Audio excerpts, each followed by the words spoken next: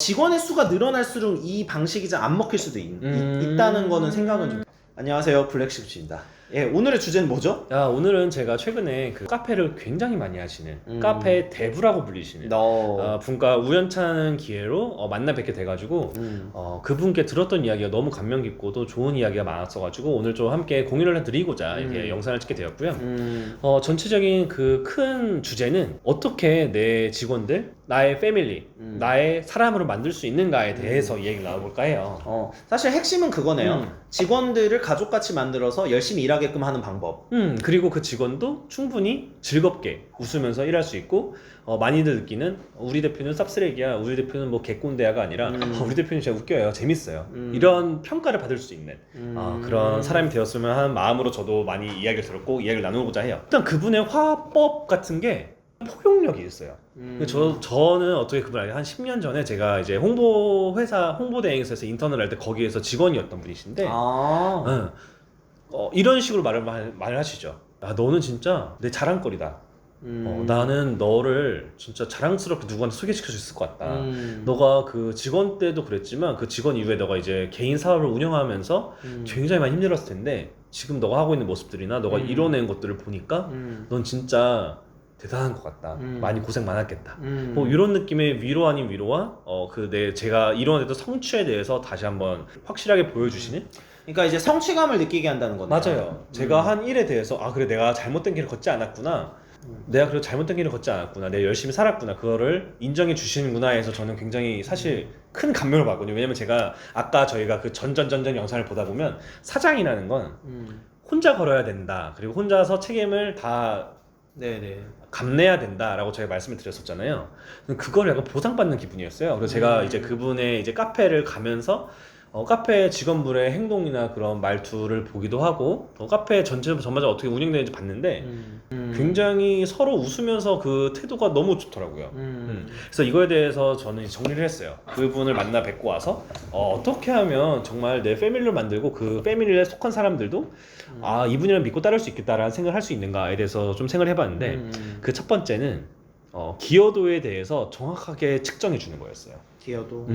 만약에 직원이 고가 산정을 잘한다. 맞아요, 고가 산정. 네. 직원이 무슨 일을 하면 그 일에 대해서 정확하게 말해주는 거예요. 너가 오늘 이렇게 일을 해서 나는 어떤 부분으로서 이득을 얻었고 너가 이렇게 잘해줬기 때문에 남들이 하는 것보다 너가 있음으로 나는 훨씬 더 좋은 카페를 운영할 수 있었다 라는 식의 기여도를 정확하게 측정을 해줌으로써 뭔가 성취감을 느끼게 해주고 내가 큰 도움이 되는 사람이구나. 사실 사람의 존재 가치인 거잖아요. 뭐라 해야 될까요? 이 두 번째 이유로 넘어가는데 그 또 두 번째는 존재 이유를 계속 부각시켜 주는 거예요.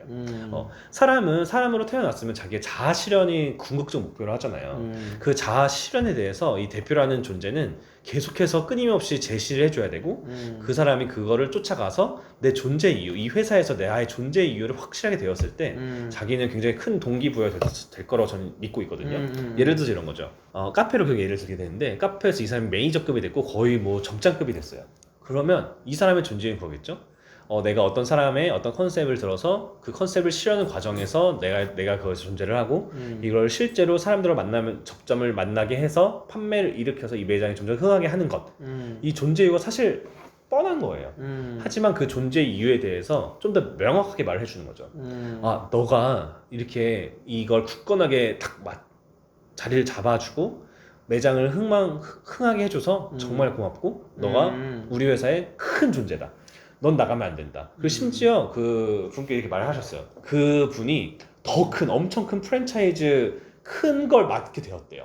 이 경력을 가지고 큰 연봉을 가지고 프랜차이즈로 갔어요. 근데도 그분이 몇 달 만에 돌아왔대요. 나는 좀 더 나를 좀 더 이해해주고 인정해주고 대표님 곁에서 일을 할 수 있는 부분이 훨씬 더 좋았던 것 같아서 돌아왔다고 하더라고요. 그래서 거기서 다시 한번 그 매장을 맡음으로 다시 한번 흥하게 만들고 이런 거 보면서 저는 이게 직원을 대하는 그런 커뮤니케이션구나 라는 걸 했고 마지막 세 번째는 확실한 건데 머니 스웩을 보여주는 거예요. 머니 스웩. 이런 대표님들도 그 대표님이 힘들지언정 사실 저는 그렇게 생각했어요. 힘들지언정 웃어야 돼. 얼마나 잘 나가고 있는지를 계속 보여줘야 돼요. 왜 그래야 직원들이 불안해하지 않는다고. 그렇죠. 그건 기본이죠. 그래서 이게 되게 뭐라 해야 될까? 이제 그분의 이야기 아니고 제가 이제 또 그걸 듣고 느낀 건데 대표면 대표답게 살아야 돼요.